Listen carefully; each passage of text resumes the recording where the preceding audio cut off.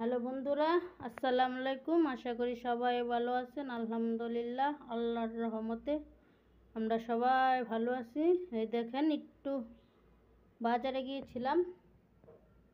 এই যে 3টা ইলিশ মাছ, ছোট ছোট। আবার এইটা হলো মিরকা মাছ, এটা হলো মিকির। আর এখানে নিয়ে আসছি এই যে একটা রুই মাছ নিয়ে আসছি। অল্প অল্প নিয়ে আসছি সব কিছু। বাজারে গেছিলাম নাজিদের স্কুলে দিয়া, তারপরে যে ইলিশ মাছ 3টা নিয়ে আসছি, যে ডাটা। ওকে বন্ধুরা, এগুলা গুছায় নিই, তারপরে রান্নাটা অবশ্যই আপনাদের সাথে শেয়ার করব। হ্যালো বন্ধুরা, মাছগুলা কাইটা ধুইয়া এখন রান্না করতে চলে আসছি। ভাত ডাল হয়ে গেছে, এখন মাছের তরকারি রান্না করব। মাছগুলো আগে ভাইজা নিই। বিসমিল্লাহ।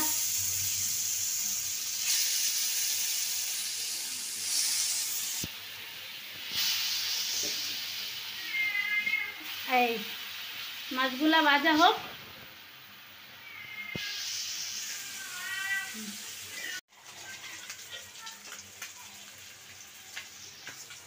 বন্ধুরা, এই যে মিরকা মাছ সিদ্ধ করে নিতেছি। মিকি খাওয়ার জন্য ঘুরতেছে, সিদ্ধ হয়ে গেছে। আজকে মিকিকে মিরকা মাছ খাওয়াবো, দেখি খায় নাকি। অল্প নিয়ে আসছি, যদি খায় তাহলে মিরকা মাছ নিয়ে আনবো। পাবদা মাছ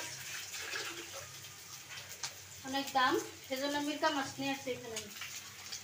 আমার মাছ ভাজি হয়ে গেছে, এখন আমি তরকারিটা বসায় নিব। দেখছেন, একদম কড়া করে লাল করে ভাজা নিচ্ছি। তারপরেও বলবো মাছ কম ভাজা হয়েছে, ঝুলে দিব তো। নিচে রাখা দিলাম। পাতিল গরম হয়ে গেছে, তেল দিয়ে দিছি। এখন পেঁয়াজ দিব, কাঁচামরিচ, আর একটু কালো ভাজির লেগে রেখে দিলাম। আলু ভাজি করব নাজিদের জন্য। আজকে মনে হচ্ছে অনেক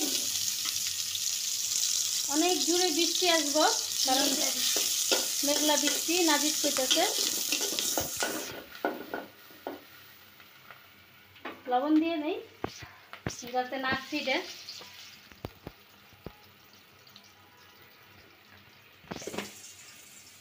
তারপরে দেব পানি।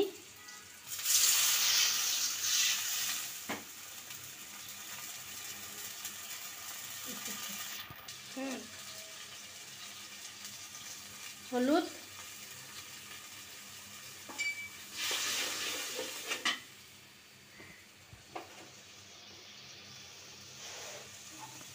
মরিচের গুঁড়া।